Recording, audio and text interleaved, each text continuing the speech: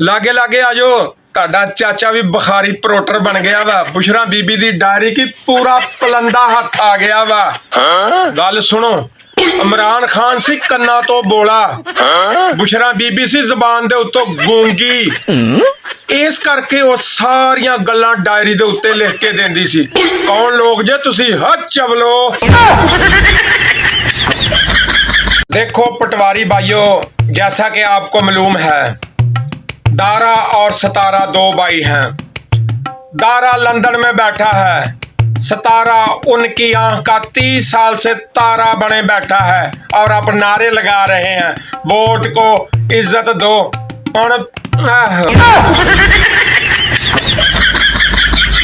बुशरा बीबी अपनी डायरी दे विच सफा नंबर 5 ते लिखदी आ कि पक्की कब्रें बनाने का रिवाज उस वक्त पैदा हुआ जब एक भैंस नुमा औरत सियालकोट में जिंदा कब्र से बाहर आ गई और बनी गाला में 3.5 साल खल बनौला तूड़ी बंडा खाती रही और आखिर में प्रेस क्लब में जाकर गोबर कर दिया।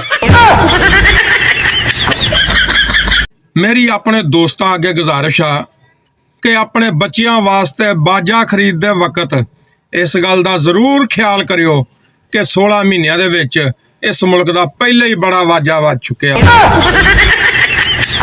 कोई खोता रंग कीता, खबरदार जे 30 साला तारे नूं डिग्गी विच बंद कीता।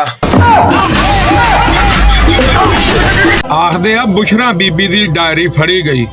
ओए कमलियो, ओ झलियो, जिथे रिहाम खान ने पूरी किताब लिख दिती, सहागरा दियां गल्लां लिख दित्तियां, कासम अली शाह वर्गा मोटिवेशनल स्पीकर ने जिथे कुछ कर सकिया, उथे ओ डायरी की करूगी। और डायरी छड्डो, पूरी लाइब्रेरी लियाओ, तां भी तुसी इमरान खान दा कुछ नहीं बिगाड़ सकते। जरदारी साहब, अगर भट्टो जिंदा सीगा ते तुसी निगरान वजीर आजम ओनू बनवा देना सीगा, असां केड़ा रौला पाउणा सीगा। सियासतदानां दियां बीमारियां भी एडियां सियाणियां वा कि ये 16 महीने इकतदार दे विच रहे आ ते बीमारी ने इन्हां दा घर दा बूहा नंगना भी मुनासिब नहीं समझिया। कल ही हाली वजीर आजम हाउस खाली कीता वा ते अज ही जनाब बीमारी दियां खबरां चल गईयां ते इलाज वास्ते लंदन दियां भी तैयारियां शुरू हो गईयां। वाह मेरा मालका वाह, तेरियां तू ही जानदा वा।